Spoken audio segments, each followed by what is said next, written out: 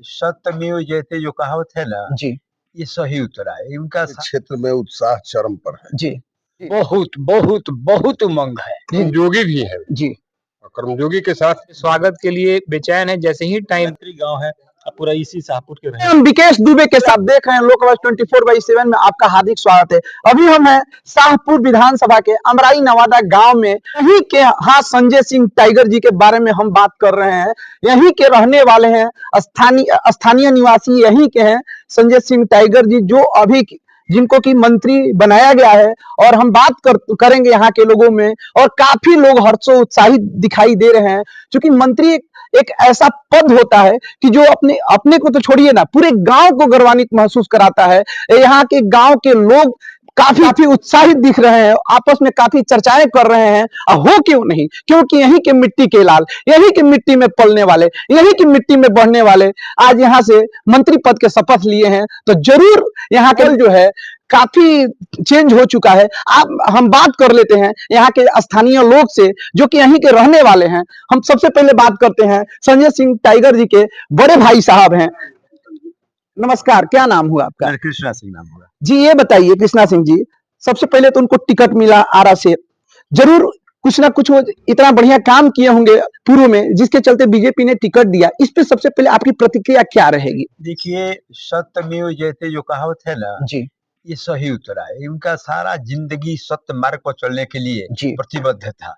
इनकी जिम्मेवारी मिली थी संदेश में, वहां से पहचान बनाए। उसके पहले चुनाव के पहले भी समाज में जितना कार्यकलाप अपना करते थे, निस्वार्थ होकर ईमानदारी से, वो सब सराहनीय रहा। उसके बतौर पार्टी इनको सूझबूझ कर टिकट भी दी, और टिकट के बाद मंत्रिमंडल में योग्य समझने के बाद मंत्री का भी पद, आज उनको मंत्री बनाया गया है। सबसे पहले आप कितना खुश हैं?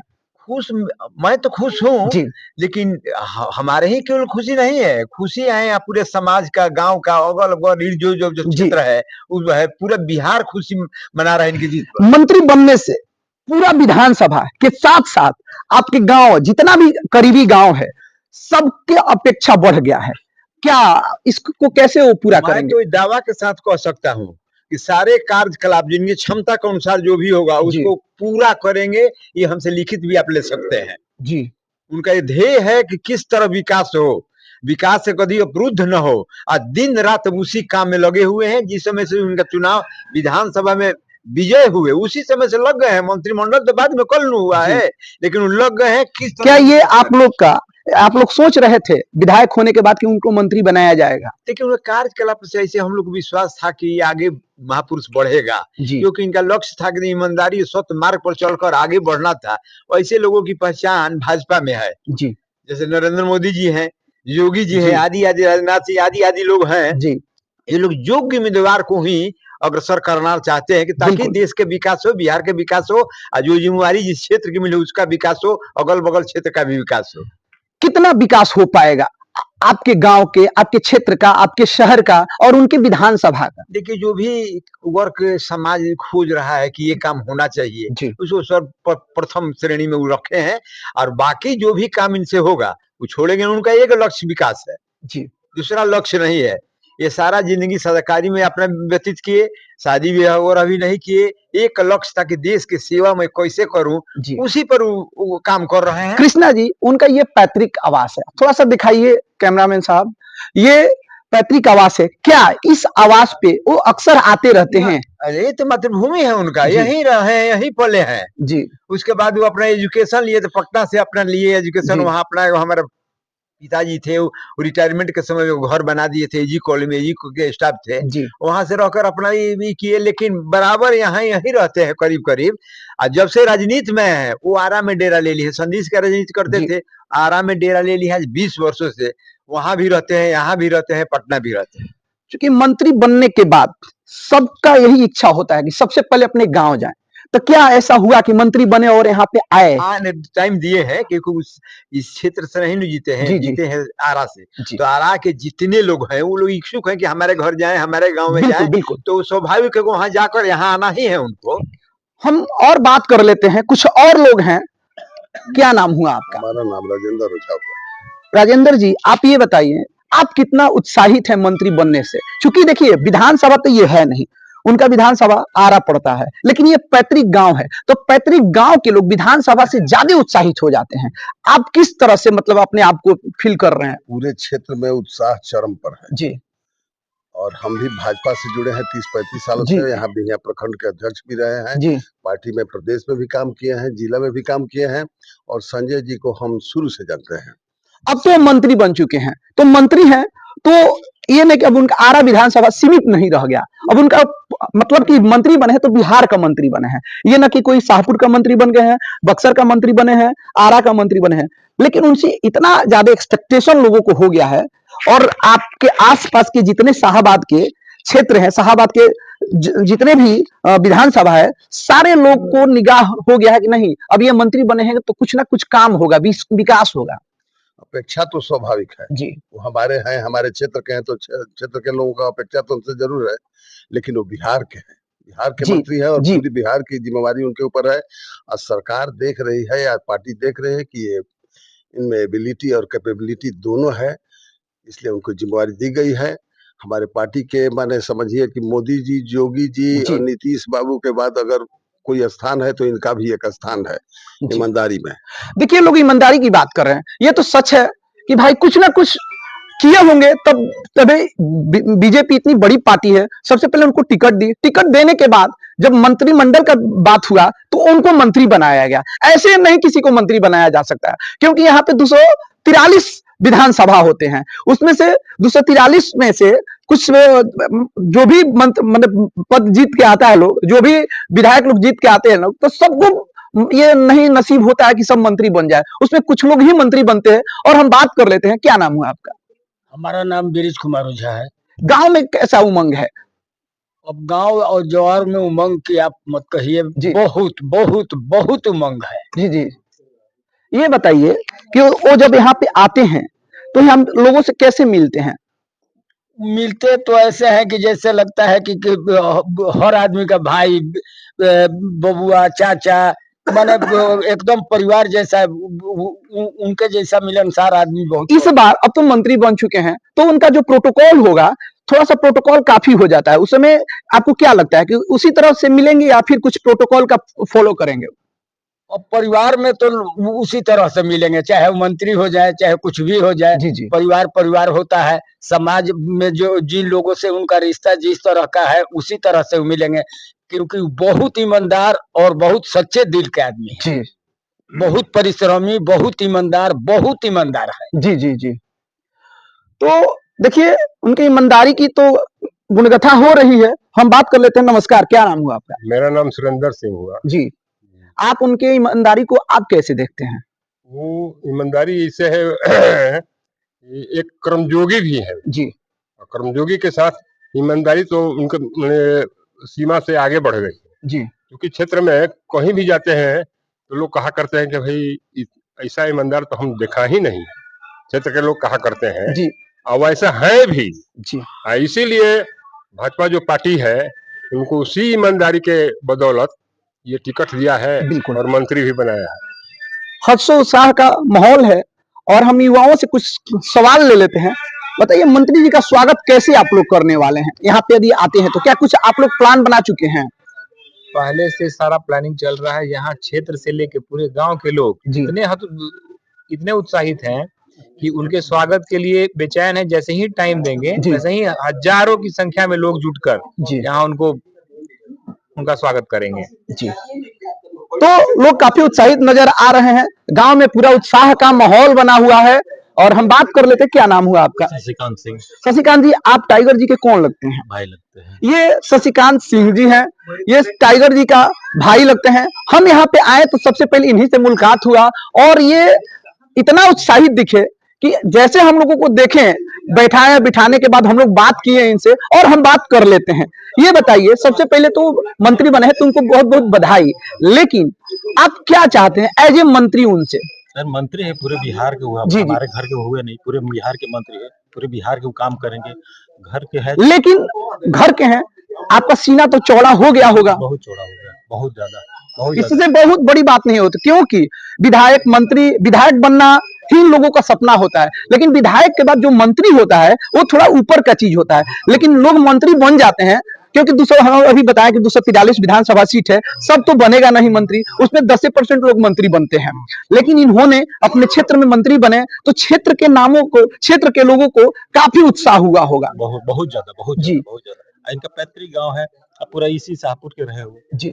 लेकिन एक चीज तो है सर, जिस दिन वो मंत्री पद से शपथ लिए उनको गांव आना चाहिए, लेकिन आज दूसरा दिन हो गया, कब आ रहे हैं? आएंगे तो घर है तो आएंगे करेंगे। नहीं, कोई दिन ऑन डेट तय है? जी जीतने के बाद वो घर आए जी जी। हाँ, क्या नाम बताइए पहले। राहुल सिंह। आप कौन है टाइगर जी के? चाचा लगते हैं। अच्छा, चाचा लगते हैं जी। राहुल जी, हम बता रहे हैं, जैसे जिस दिन चुनाव हुआ जीते तो उनको सर्टिफिकेट 7:30 बजे करीब में मिला। तो वहां से आने में, वहां पे कार्यालय में उनको स्वागत में 1 घंटा लग गया जी। तो जैसे सर्टिफिकेट मिला वहां से सीधे अपने कुल देवी का आशीर्वाद लेने के लिए गाँव आए थे जी। अभी मंत्रिमंडल में थोड़ा बहुत बिजी शेड्यूल होता है, तो जरूर अवश्य है कि हम लोग को पता है कि गाँव जरूर आएंगे वो।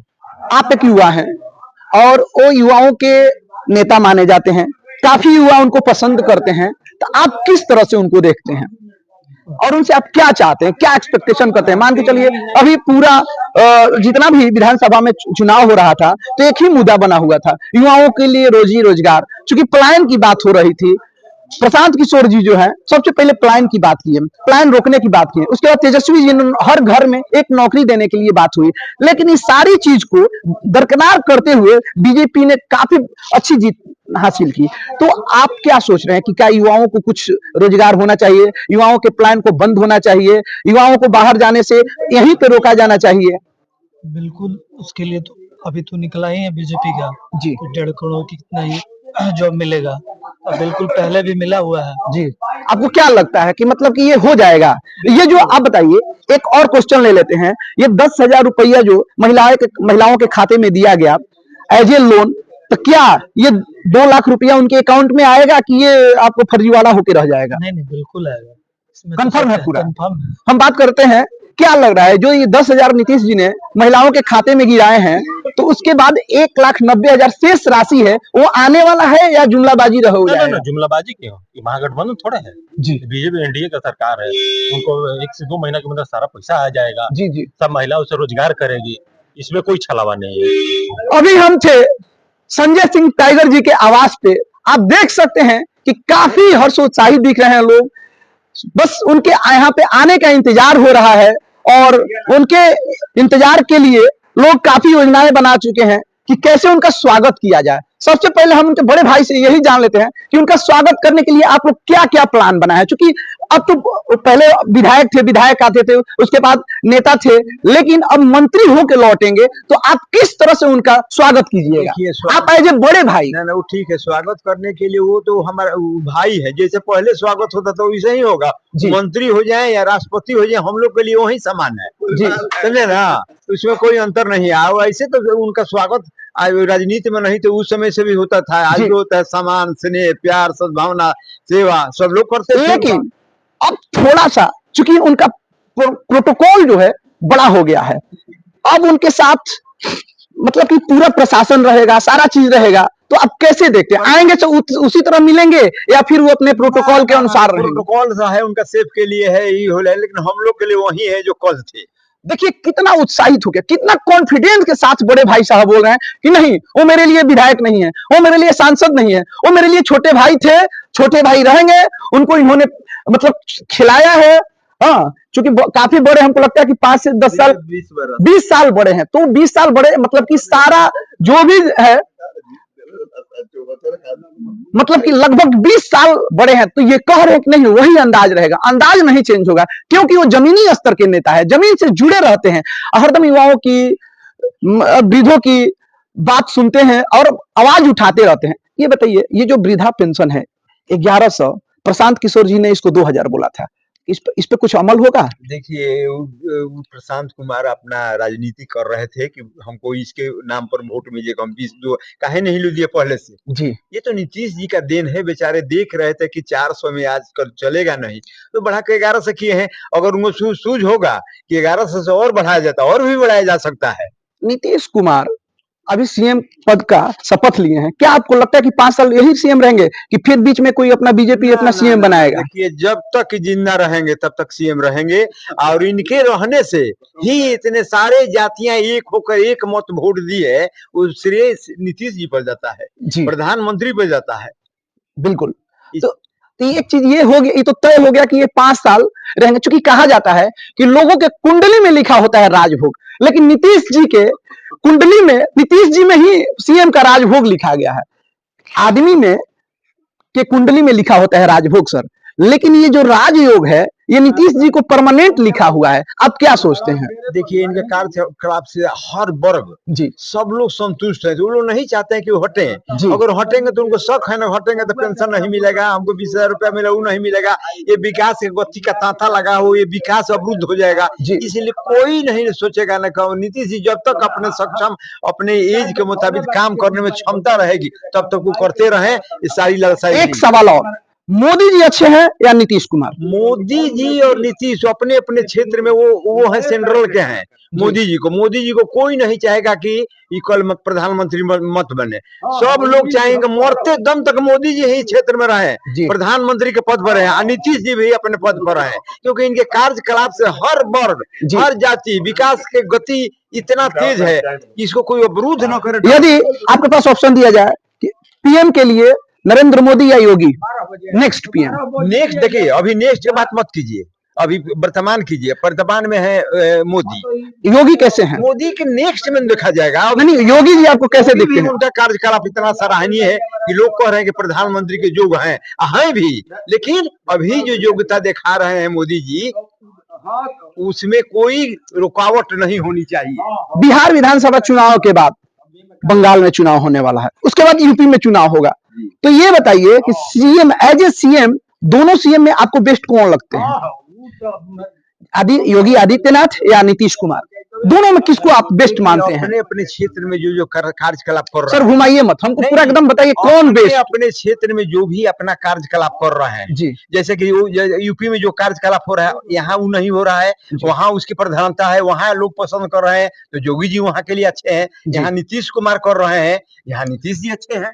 दोनों अपराधियों के घर पे, यूपी के तर्ज पे क्या बिहार में बुलडोजर चलना चाहिए कि नहीं? हाँ या नहीं? देखिए, बुलडोजर की जहाँ जरूरत पड़ी वहाँ चलना चाहिए, क्योंकि अपराधी किसी का नहीं होता है, वो किसी जात के नहीं होता है, वो अपराधी है, उसकी सजा मिलनी चाहिए, चाहे हम हो चाहे कोई और हो। जी, बहुत बहुत धन्यवाद। आप देखते रहिए लोक आवाज 24/7 में आपका हार्दिक स्वागत है। मैं विकेश दुबे के साथ साथ कैमरा पर्सन मोनू कुमार। बहुत बहुत धन्यवाद।